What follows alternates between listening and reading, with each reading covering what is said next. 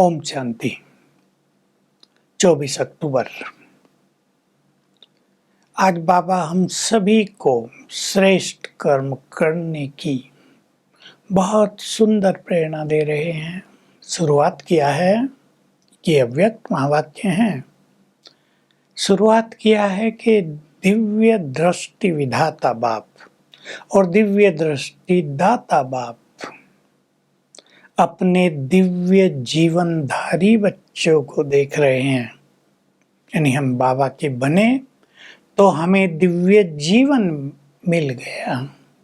दिव्य संकल्प, दिव्य बोल, दिव्य कर्म कितने हैं ये देख रहे हैं। हमें भी अपने को देखना है। मन के विचार भी सुंदर हों। बाबा कह रहे तन मन धन सब तुमने अर्पित कर दिया, तुम उनके ट्रस्टी हो, तो जो मालिक कहे वही तुम्हें करना है। तो बाप कह रहे हैं तीनों में दिव्यता धारण करो, कर्मों में साधारणता न हो। तुम साधारण आत्माएं नहीं हो। जैसे कोई साहूकार या बड़े पद वाला व्यक्ति होता है, उसकी चाल चलन से उसकी रूहानियत, उसका नशा दिखाई देता है। तुम भी बहुत महान हो, तो तुम्हारे कर्म भी दिव्य और महान होने चाहिए। वही काम तो दुनिया में भी लोग कर रहे हैं साधारण रीति से। ऑफिस जाना, बिजनेस करना, घर में भोजन बनाना या और कुछ काम। लेकिन तुम्हारे वही कर्म दिव्य और अलौकिक नजर आए। और ये तब होता है जब हम श्रेष्ठ स्मृतियों में स्थित रह के या योग युक्त रह के कर्म करते हैं। तो अपने को चेक करो कि हम कितने दिव्यता को प्राप्त हुए हैं। समीपताई है।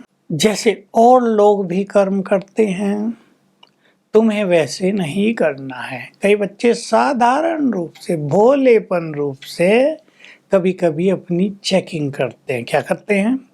आज हमारे मन में बुरे विचार नहीं आए, आज हमने किसी को दुख नहीं दिया, आज हमसे कोई बुरा कर्म नहीं हुआ। तो बाबा कह रहे ये तो ठीक है, पर अच्छे विचार कितने रखे, अच्छे कर्म कितने किए और बोल महान कितने हुए, ये चेक करना है। वर्तमान अच्छा किया, वो वर्तमान के लिए अच्छा है, लेकिन अगर उसी में महत्ता आ जाएंगी तो वो भविष्य के लिए बहुत अच्छा होगा। तो तुम साधारण आत्माएं नहीं हो, इसलिए तुम साधारण कर्म नहीं कर सकते। इसमें बाबा ऐड कर रहे हैं कि साधारण मनुष्यों के कर्मों की गति अलग है, लेकिन तुम सभी जो दिव्य जन्मधारी हो, इस एक जन्म में जन्म जन्म की प्रारब्ध जमा करने वाले हो। इसलिए अपने कर्मों को बहुत श्रेष्ठ बनाना है। एक सुंदर शिक्षा है लास्ट में कि तुम्हें अपने संस्कारों को टाइट नहीं बनाना है। टाइट तो सब समझते ही हैं, कड़े संस्कार, मिलनसार न होना। अगर तुम्हारे टाइट संस्कार होंगे तो छोटी छोटी परिस्थितियां भी टाइट हो जाएंगी। ये बहुत गुह्य राज है। हम लाइट रहते हैं तो परिस्थिति भी लाइट हल्की होके चली जाती हैं, लेकिन हम टाइट होंगे तो छोटी परिस्थिति हमें बड़ी नजर आएगी। फिर एक ग्रुप मिला है, उसको बाबा याद दिला रहे, सर्व खजानों में संपन्न बने हो। सर्व खजानों में संपन्न बनता यही संपूर्णता की निशानी है। तो जितने जितने खजाने को जमा करते जाएंगे, संपूर्णता समीप आती जाएगी। तो जो अश्रतन बनने वाले, उन्हें कह रहे बाबा उस हिसाब से अपने खजाने को चेक करो। जो विजयी रतन बनने वाले हैं वो उस हिसाब से खजानों को चेक करो। जो 16,000 बनने वाले वो उस हिसाब से अपने खजानों की चेकिंग करो। बहुत ही सुंदर गुह्य बात है ये। खुशी का खजाना भी हमारे पास बहुत होना चाहिए। हमारी खुशी गुम ना हो जाए। बाबा बहुत अच्छी बात कहते हैं, तुम्हारी खुशी अविनाशी चीज है और ये बातें, ये परिस्थितियां तो आती हैं जाती हैं, ये पराई चीज है। खुशी अपनी और ये बातें पराई। तो पराई चीजों को थोड़ा ही रखा जाता है, वो तो आएंगी और जाएंगी।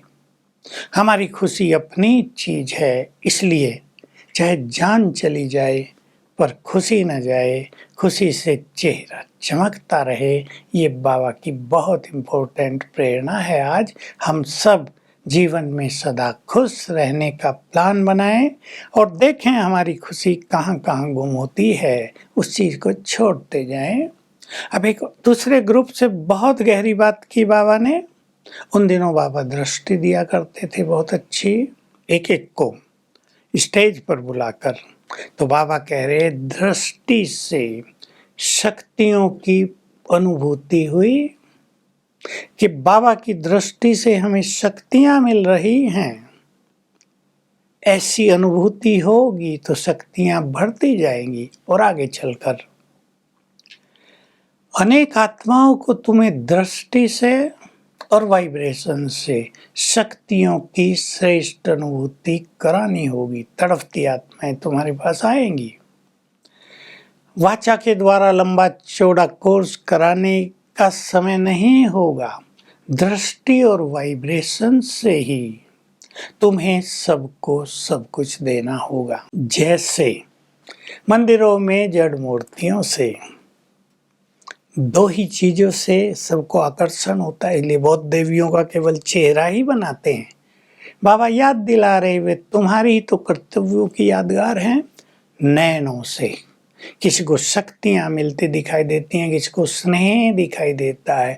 जड़ मूर्तियों से भी वाइब्रेशंस मिलते हैं, भक्तों की कामनाएं पूरी होती हैं। तो ये काम तुम्हें अब प्रैक्टिकल में करना है।